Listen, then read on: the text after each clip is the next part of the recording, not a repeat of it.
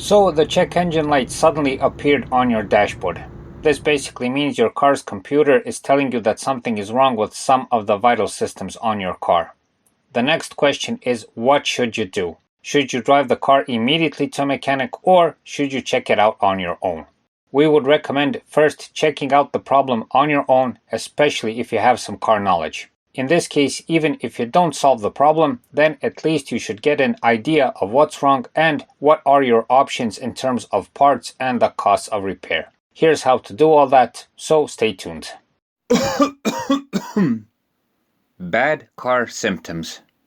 Before doing anything else, look at the check engine light. Is it solid or is it flashing? If it's solid, if the engine runs fine and you can drive the car normally, this usually means it's a minor problem. With a solid light, we highly recommend doing what we'll show you next in the video. On the other hand, if it's a flashing check engine light, it's a more serious problem, especially if it's accompanied by an engine misfire, which is the most common case. Know that with the flashing check engine light, it's best not to drive the car to avoid further damage to the catalytic converter and other systems on the car. If you don't want to proceed with the check and possible repair because of the misfire or other dramatic symptoms that may be present, then you should drive the car to a mechanic as soon as possible. But even with a flashing check engine light, you can at least try and do a diagnosis of the problem if you can't fix it. To do the check, you'll need two things: an OBD tool, also known as a diagnostic scanner, to get the DTC codes, but we'll talk about that later in the video, and also some goodwill and patience to do a simple inspection in the engine bay.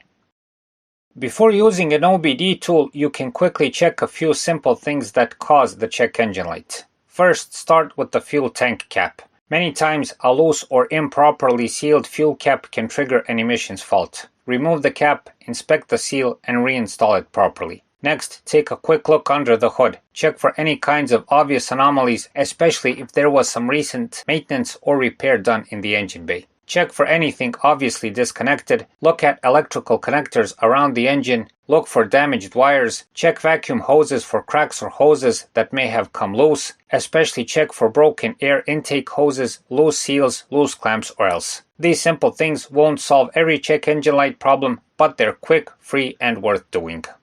After the inspection, and especially if you haven't found the problem, connect the OBD tool.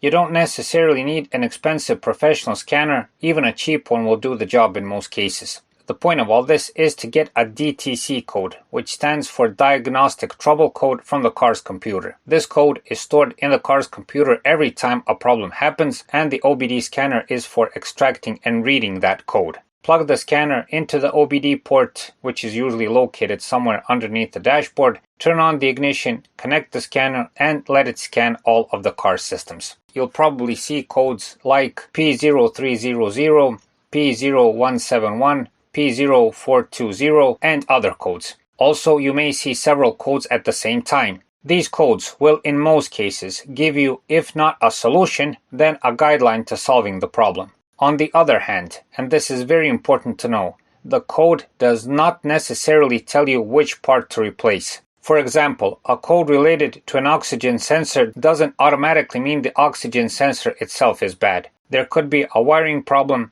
an exhaust leak, an intake problem, or another issue causing the sensor to report an unexpected reading. So please think of the trouble code as a clue and not always as a sure diagnosis. Once you have the code, look up what it means for your vehicle. This is very important to do because the exact diagnostic procedure can vary between manufacturers and engines. In most cases, the OBD tool will show you a short explanation of the code, but if you don't understand it, we recommend getting a DTC code list, or even better, Googling the DTC code. By searching on the internet, you will for sure get a better definition of the whole problem and the code itself. You also want to know whether the code is pending, stored, or permanent, and this is also shown in the OBD tool. A pending code may mean the computer detected a problem but hasn't yet confirmed it under the conditions required to turn the warning light on.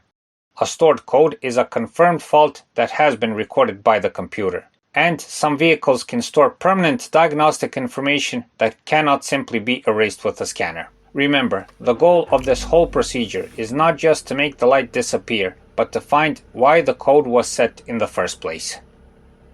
So, viewers, once you inspected the engine bay, you've got the DTC code, now it's time to try and diagnose the problem and find the cause, or at least pinpoint the system that's causing the problem.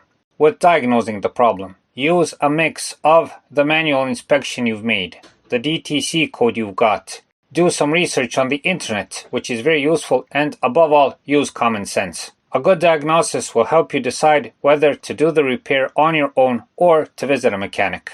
Regarding a code reset with an OBD tool, which is very popular among drivers, do this reset if you had just a pending code. These codes often appear because of a temporary glitch in the system, like from a bad batch of fuel, for instance. Do the reset, and if the check engine light does not appear again, especially after a couple of days, the issue is probably solved. Finally, always remember that the point of the repair is not to get rid of the check engine light, but to solve the actual problem that caused the light in the first place. The check engine light is only the consequence. Your task is to find the cause of the problem. If the check engine light comes back after some time, don't panic. Best repeat the same procedure we've shown you again, so do a manual inspection, scan the car with an OBD tool, and do some research.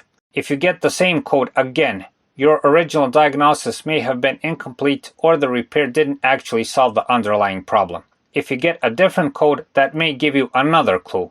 And if the light comes back immediately after clearing it, that's another indication that the problem is still present and may be occurring continuously. In any case, you'll need to make a more thorough diagnosis. It may be something else more complicated. You may need other diagnostic tools or even specialized equipment. This is another turning point where you should consider driving the car to a professional mechanic if you conclude that you can't solve the problem.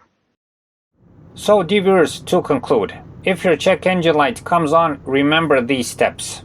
Check whether the light is solid or flashing. Look for simple problems first. Scan the car for trouble codes. Research what the code actually means. Diagnose the cause before replacing parts. And finally, repair the actual problem, not just the warning light. And whatever you do, don't confuse a clearing code with fixing the problem. So, dear viewers, that's it for this time. We hope the video helps. Thanks for watching, and hopefully we'll see you in the next video.